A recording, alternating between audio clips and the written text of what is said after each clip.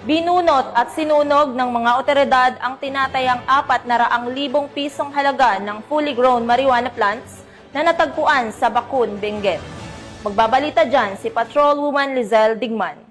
Tinatayang 400,000 na halaga ng fully grown marijuana plants ang nadiskubre ng mga operatiba sa sinagawang marijuana eradication sa sitio Makagang Kayapa, Bakun, Benguet nito lamang ika-14 ng Setyembre taong kasalukuyan. Naging matagumpay ang operasyon dahil sa pagtutulungan ng mga operatiba mula sa Bakun Municipal Police Station, Philippine Drug Enforcement Unit at Philippine Intelligence Unit ng Benguet Police Provincial Office, PIT Benguet, RID, RIU-14 at Philippine Drug Enforcement Agency Cordillera. Ang operasyon ay nagresulta sa pagkatuklas ng isang plantasyon ng marijuana na may tinatayang lawak na 400 square meters at may nakatanim na 2,000 na piraso ng fully grown marijuana plants na may kabuuang halaga na 400,000 pesos standard drug price. Lahat ng mga nadiskubreng marijuana ay agad na binunot at sinunog ng mga operatiba habang patuloy ang isinasagawang investigasyon upang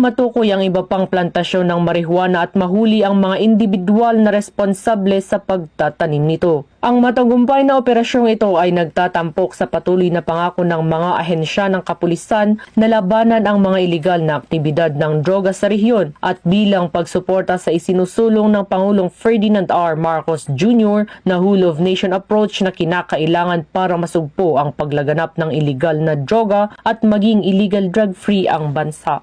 Mula dito sa rehiyon ng Cordillera, ako ang inyong PNN correspondent, Patrolwoman Digman, alagad ng batas, taga-taguyod ng Balitang Pulis.